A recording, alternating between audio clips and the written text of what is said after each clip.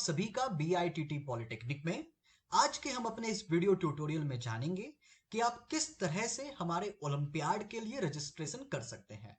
तो यदि आप ओलंपियाड के लिए रजिस्ट्रेशन करना चाहते हैं तो सबसे पहले आपको हमारे वेबसाइट पर आनी होगी। वेबसाइट जैसा कि आप हमारे एड्रेस बार पर देख रहे हैं, यही वेबसाइट का URL आपको भी अपने एड्रेस बार पर टाइप करना है।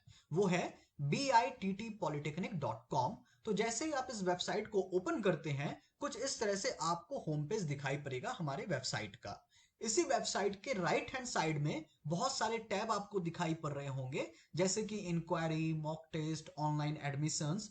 तो यदि आपको ओलंपियाड के लिए रजिस्ट्रेशन करना है तो आप ओलंपियाड बटन पे क्लिक करेंगे और ओलंपियाड बटन पे क्लिक करने के साथ ही आप पहुंच जाएंगे हमारे ओलंपियाड के रजिस्ट्रेशन पेज पे। तो यहाँ पर सिर्फ रजिस्ट्रेशन ही नहीं है, बल्कि यहाँ पर ओलंपियाड के सारे डिटेल्स भी लिखे हुए हैं। तो आप चाहें तो इन डिटेल को अच्छे से पढ़ सकते हैं। इसमें यह बताया गया है कि हमारा ओलंपियाड का पैटर्न क्या होगा, कितने मार्क्स के होंगे, मार्किंग स्कीम क्या रहेगी, ये सारे डिटेल्स आप यहाँ पर पढ़ सकते हैं। तो ये सारा डिटेल पढ़ने के बाद आप रजिस्टर करने के लिए इस चीज को, इसी पेज को आप यूज कर सकते हैं। तो देखिए रजिस्ट्रेशन प्रोसेस क्या है। रजिस्ट्रेशन प्रोसेस हमारा 4 स्टेप में डिवाइड है। सो पहले स्टेप में क्या है, सबसे पहले आपको ओलंपियाड का नाम चूज करना है, यानी कि आप कौन से ओलंपियाड में को देना चाहते हैं। आप चाहें तो एक से ज्यादा भी ओलंपियाड के लिए अपीयर हो सकते हैं। मान लीजिए कि आप 9th या 10th स्टैंडर्ड के स्टूडेंट हैं, या फिर आप किसी भी अदर स्टैंडर्ड के स्टूडेंट हो, जैसा कि यहाँ पे आप देख रहे हैं कि यहाँ पे 11th 12th भी लिखा हुआ है, डिप्लोमा की लेटरल एंट्री के लिए भी ओलंपियाड लिखी हुई है। तो जिस प्रकार से आप जो भी क्लास के स्टैंडर्ड के स्टूडेंट हो, उस अकॉर्डिंग आप देख लीजिए कि कौन सा ओलंपियाड आपके ऊपर सुटेबल है। तो मान लीजिए कि कोई 9th या 10th स्टैंडर्ड का स्टूडेंट है और उसको 10th का ओलंपियाड के लिए रजिस्ट्रेशन करना है। तो आप क्या कर सकते हैं, इस 10th ओलंपियाड वाले टेस्ट का नाम पर आएंगे और यहाँ पे साइड में जो एक बॉक्स है, उस बॉक्स को आप टिक कर देंगे। तो जैसे ही आप इस बॉक्स को टिक करते हैं तो एक ब्लू लाइन बन जाती है, ब्लू लाइट आ जाती है।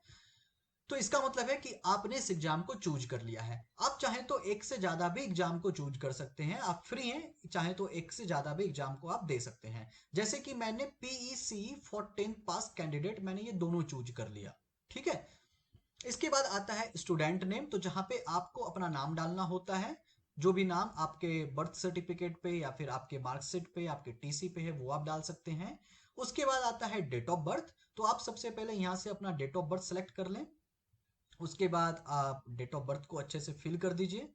उसके बाद है व्हाट्सएप नंबर। यदि आपके पास व्हाट्सएप अवेलेबल है तो आप ये नंबर डाल सकते हैं। यदि आपके पास खुद का व्हाट्सएप नंबर नहीं है तो आप अपने पापा, मम्मी या घर के किसी दूसरे सदस्य का भी नंबर यहाँ पर दे सकते हैं। उसके बाद आता है ईमेल आईडी। तो ईमेल आईडी, जो भी आपकी ईमेल आईडी है, वो ईमेल आईडी आप यहाँ पर एंटर कर सकते हैं। उसके बाद है, क्योंकि आपने 10th के लिए चुना है ओलंपियाड, सो यहां पर पूछा जा रहा है कि पासिंग ईयर ऑफ 10th, आप कौन से ईयर में 10th पास किए हैं। तो यदि आप अभी जस्ट पास किए हैं तो 2020 पे आप क्लिक कर सकते हैं। पासिंग ईयर ऑफ 9th यानी कि 2019 होगा आपका।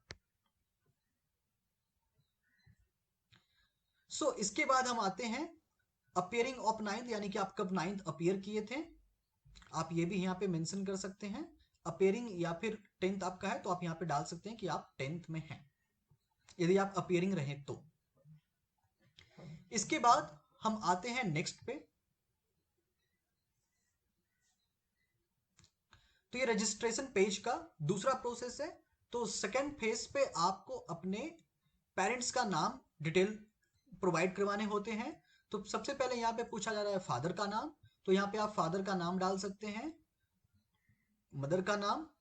उनके बाद फादर के कॉन्टेक्ट नंबर, तो जो भी आपके फादर के कॉन्टेक्ट नंबर है आप डाल सकते हैं। फिलहाल मैं कोई डमी नंबर डाल देता हूं। उसके बाद आप स्टेट सेलेक्ट कर लीजिए कि आप कौन से स्टेट से बिलोंग करते हैं। तो यदि आप झारखंड से हैं तो आप झारखंड यहाँ पे डाल सकते हैं। उसके बाद आप डिस्ट्रिक्ट चूज कर सकते हैं। डिस्ट्रिक्ट के साथ ही आप यहाँ पे अपना सिटी भी मेंशन कर सकते हैं। इसके बाद हम आते हैं नेक्स्ट स्टेप पे। नेक्स्ट स्टेप काफी इंपॉर्टेंट है। यहाँ पर आपसे एक मोबाइल नंबर मांगा जा रहा है। ध्यान रखें, यहाँ पे आपको करेक्ट मोबाइल नंबर डालना है, थोड़ा भी मोबाइल नंबर मिसमैच नहीं होना चाहिए, क्योंकि यही एक जगह है जहां पे आपको OTP आएगी यहाँ पे, यानी कि आप जो भी मोबाइल नंबर डालेंगे उस पर एक OTP आएगी हमारी तरफ से। और जब आप उस ओटीपी को वेरीफाई करेंगे तभी आप रजिस्ट्रेशन कर सकते हैं, अन्यथा नहीं। तो इसलिए आप जो भी यहाँ पे नंबर डालें तो सबसे पहले देख ले कि वो मोबाइल आपके आसपास ही अवेलेबल है या नहीं। तो जैसे कि हमने यहाँ पे नंबर डाल दिया है, इसके बाद हमें नेक्स्ट पे क्लिक करना है। सो नेक्स्ट पे क्लिक करते ही हमें ओटीपी मांगा जा रहा है। अभी देख लीजिए हमारे मोबाइल पे ओटीपी आ गया है और मैं अब ये ओटीपी यहाँ पर एंटर कर रहा हूं।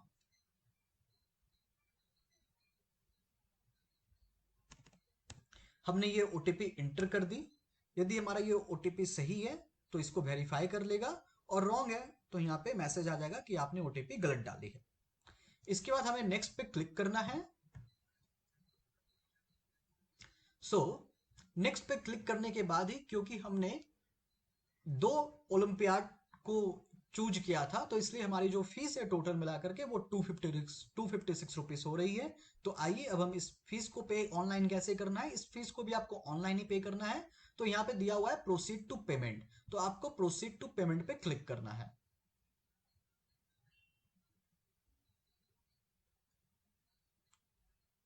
तो जब आप प्रोसीड टू पेमेंट पे क्लिक करते हैं तो आप देख सकते हैं कि यहाँ पर पेमेंट गेटवे आ चुका है, जहां पे आपसे पूछा जा रहा है कि आप पेमेंट किससे करना चाहते हैं, कार्ड से, नेट बैंकिंग से, वॉलेट से, यूपीआई से। तो आप कुछ भी यहाँ पे सिलेक्ट कर सकते हैं जिसमें आप कंफर्टेबल हो। जैसे कि मैंने कार्ड सिलेक्ट कर लिया है। तो जैसे ही मैंने कार्ड सिलेक्ट किया, पेमेंट गेटवे की तरफ से हमें ओटीपी आ गई वेरीफाई होने के लिए।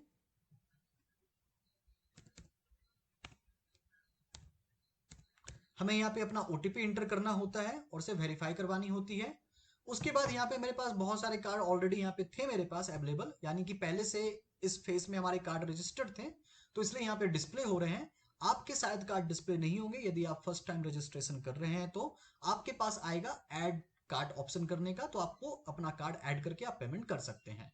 तो जैसे कि मैं यहाँ पे देख लेता हूँ कि कोई भी यहाँ पे कार्ड जो भी है मेरे साथ, वो मैं चूज करके यहाँ पे पेमेंट कर देता हूँ।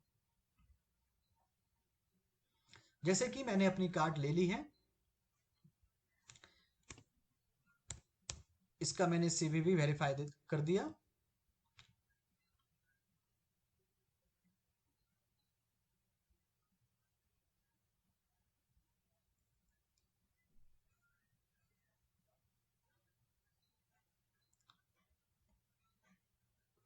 अब यहाँ से हमसे ओटीपी पूछा जा रहा है, यानी हमारे जो बैंक वाले हैं, आपके जो भी बैंक होंगे वो बैंक आपसे ओटीपी पूछेगा।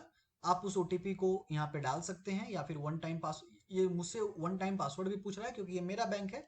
आपका बैंक कुछ अलग रहेगा तो वो कुछ अलग चीजें पूछेंगी। उनके बाद आप यहाँ पे ओटीपी वेरीफाई करवा दीजिए। ओटीपी वेरीफाई करवाने के बाद आपका जो है रजिस्ट्रेशन सक्सेसफुल हो जाएगा, और रजिस्ट्रेशन सक्सेसफुल होने के साथ ही वो सक्सेसफुल का मैसेज आपके मोबाइल पे और आपके ईमेल आईडी पे आ जाएगा। तो आशा करता हूं कि आप सारे रजिस्ट्रेशन प्रोसेस को पूरी तरीके से समझ चुके होंगे। फिर भी यदि कुछ डाउट रह गया है तो आप हमें कमेंट करके हम इससे जो भी डाउट है वो आप डाउट अपना पूछ सकते हैं। तब तक के लिए बहुत बहुत धन्यवाद।